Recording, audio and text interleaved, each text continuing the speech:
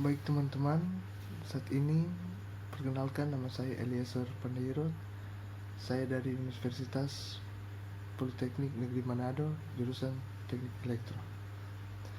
Dan saat ini saya akan menjelaskan tentang suatu jurnal yang ditulis oleh Fatoni Aziz, Inengga Sumarti, Ngadrin.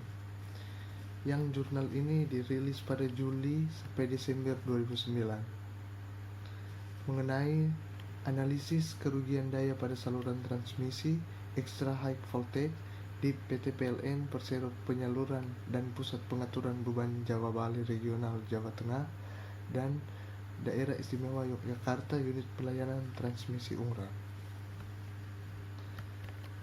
Di sini penulis menulis listrik adalah sumber energi yang sangat dibutuhkan oleh masyarakat, sehingga dalam penyaluran energi tersebut harus benar-benar handal. Tetapi dalam kenyataannya, kerugian daya dan sistem transmisi tidak dapat dihilangkan. Tetapi kerugian daya harus diupayakan dalam batas normal, yaitu 5-15%. Kerugian daya yang terjadi pada saluran transmisi, tegangannya ekstra tinggi, banyak diakibatkan oleh beberapa faktor. Misalnya, kerugian daya yang diakibatkan oleh corona, resistan penghantar, kekotoran isolator, dan lain-lain. Pusat-pusat listrik biasa juga disebut dengan sentral listrik atau electrical power station. Biasanya letaknya jatuh dari tempat-tempat di mana tenaga listrik itu digunakan, terutama yang menggunakan tenaga air, karena itu tenaga yang paling dibangkitkan harus disalurkan melalui kawat-kawat saluran transmisi. Saluran transmisi dilihat dari jarak atau panjangnya dapat dibedakan menjadi 3, yaitu yang pertama, saluran transmisi jarak pendek adalah saluran yang panjangnya kurang dari 80 km. Yang kedua, saluran transmisi jarak menengah adalah saluran yang panjangnya antara 80 sampai 240 km.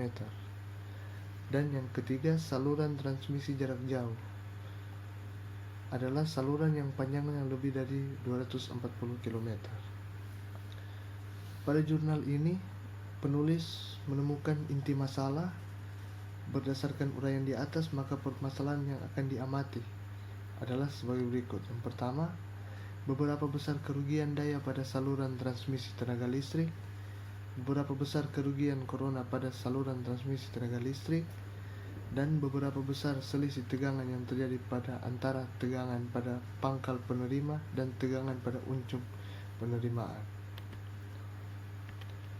Penelitian ini hanya dilakukan pada suatu saluran udara tenaga listrik tegangan tinggi saja, yaitu saluran UNGRAN Padan, dan tempat observasinya di PT PLN Persero Penyaluran dan Pusat Pengaturan Beban Jawa Bali Regional Jawa Tengah dan Daerah Istimewa Yogyakarta Unit Pelayanan Transmisi UNGRAN.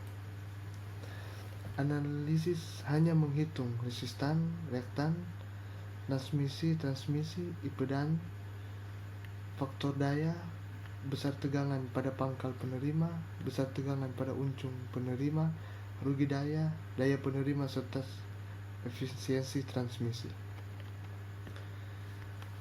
Penulis membuat tujuan dari penelitian ini adalah mengetahui rugi daya pada saluran transmisi tenaga listrik, mengetahui jatuh tegangan pada saluran transmisi tenaga listrik, mengetahui beberapa besar faktor daya. Dan juga penulis memberikan suatu manfaat pada suatu penelitian ini, diharapkan dapat memberikan sumbangan yang berarti. Manfaat dari hasil studi ini adalah dapat mengetahui besar kerugian dayanya, apakah masih dalam batas normal atau sudah terlalu besar, sehingga perlu ditindakan tidak lanjut untuk mengurangi kerugian daya tersebut. Studi ini dapat membantu mengetahui beberapa besar beban yang bisa diberikan pada saluran tersebut. Studi dapat membantu perlunya pemasangan reaktor SUT bila jatuh tegangan terlalu besar. Studi ini dapat membantu perlunya pemasangan kapasitor bila faktor dayanya mengalami penurunan yang besar. Resistan. Resistan penghantar saluran transmisi adalah penyebab yang terpenting dari rugi daya pada saluran transmisi. Jika tidak ada keterangan lain, maka yang dimaksud dengan istilah resistan adalah resistan efektif, di mana daya yang dinyatakan dalam watt adalah rumus arus RMS pada penghantar dan ampere. Resistan efektif sama dengan resistan arus searah.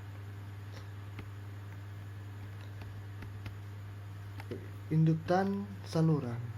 Induktan kawat 3 fasa pada umumnya bernilai untuk masing-masing kawat. Namun karena perbedaan kecil nilai induktannya dari penghantar yang ditransposisikan yang diambil bila ketidakseimbangannya tidak besar. Kapasitas saluran. Kapasitas adalah kemampuan dua konduktor yang dipisahkan oleh isolator yang menyimpan muatan listrik pada tegangan yang diberikan antara keduanya.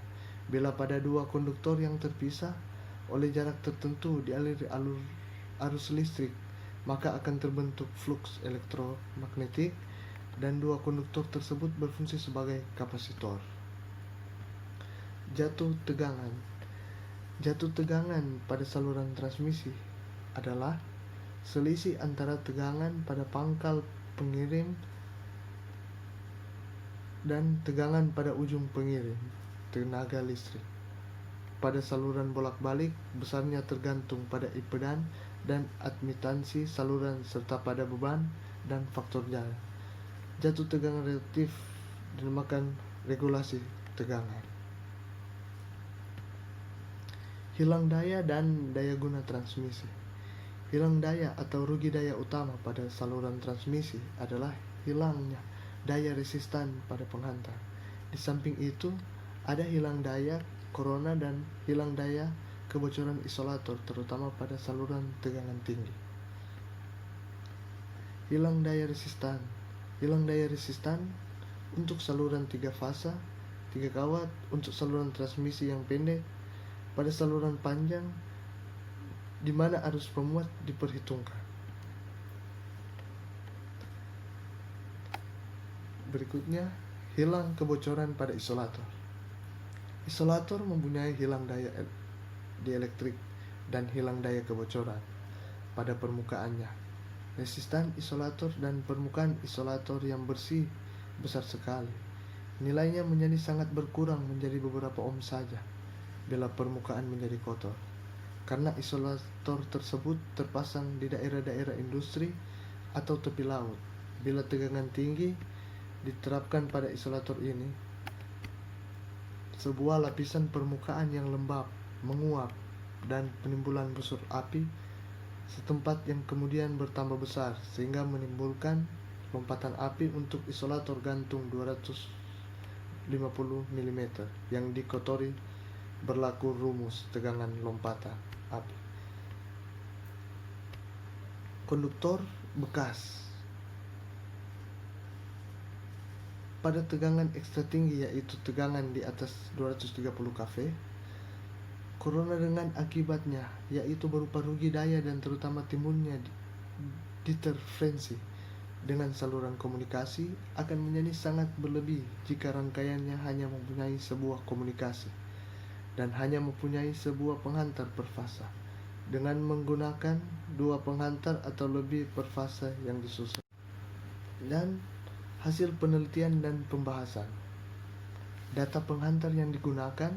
Data yang diambil adalah data untuk saluran transmisi 500 kV, yaitu pada saluran transmisi Ungran Padang. Penghantar yang digunakan pada saluran Ungran Padang adalah penghantar jenis DAF. Diameter dari penghantar jenis ini adalah 2,04 cm. Sedangkan luas penampangnya adalah A sama dengan 327,94 mm pitu sangka. Dan resistivitasnya 2,83 kali 10 pangkat min 6 mikroohm cm, sehingga diperoleh resistan per fasanya. Perhitungan rugi daya. pada saluran transmisi 500 kV Ungran Padan adalah merupakan saluran 3 fasa sistem 3 kawat.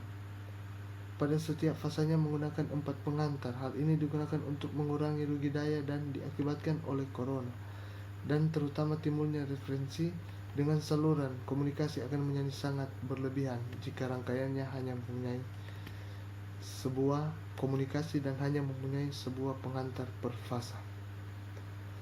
Dengan menggunakan 2 pengantar atau lebih per fasa yang disusun berdekatan dibandingkan dengan jarak per fasa antara fasa-fasanya, maka gradien tegangan tinggi pada pengantar dalam daerah dapat banyak dikurangi. Bekas 4 pengantar biasanya menempatkan pengantar-pengantar pada sudut-sudut suatu bujur sangkar.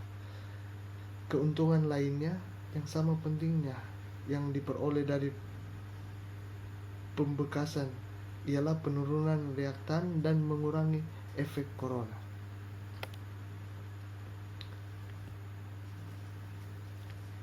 Perhitungan rugi corona. Bila tegangan arus bolak-balik pada suatu kawat dinaikkan terus-menerus, maka dicapai suatu harga yang dikenal sebagai tegangan krisis visual. Pada tegangan mana kelihatan cahaya violet yang disebut corona. Pada saluran transmisi hanya corona sudah harus diperhitungkan, sebab pada tegangan di atas 100 kV gelajah corona sudah mulai serius, dan beberapa perhitungan teoritis dan empiris mengenai hilangnya corona diantaranya adalah menurun Pek-Stato. Faktor udara aman adalah 0,1 untuk udara baik dan 0,8 untuk hujan.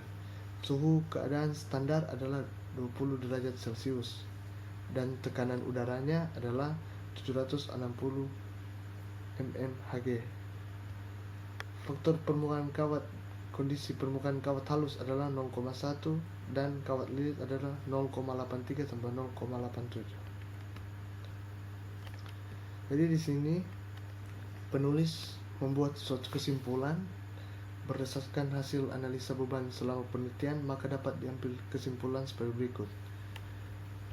Pembebanan saluran udara tegangan ekstra tinggi 500 kV Ungran Padan masih sangat kecil sekali jika dibandingkan dengan arus nominal, arus sebesar 2078 ampere, sehingga masih dalam batas yang aman.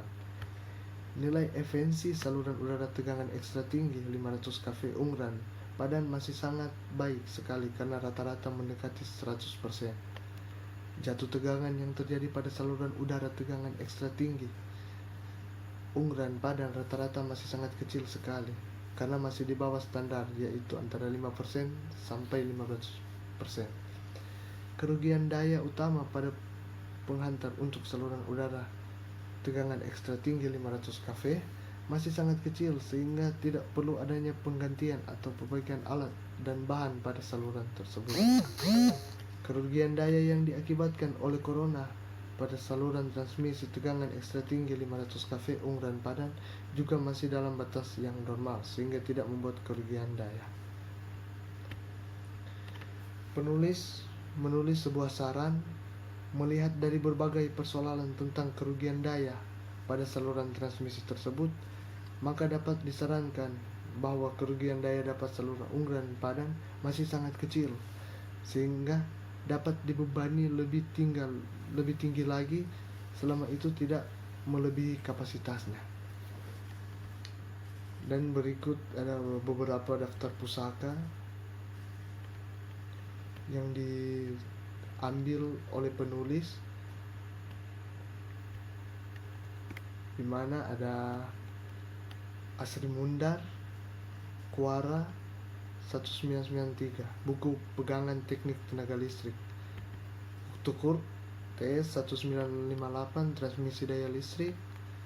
Sulasno, analisa sistem tenaga listrik.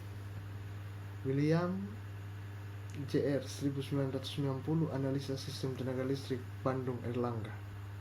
Dan Suhal, dasar teknik tenaga listrik, Jakarta, Gramedia Pustaka Utama. Sekian video ini dan terima kasih.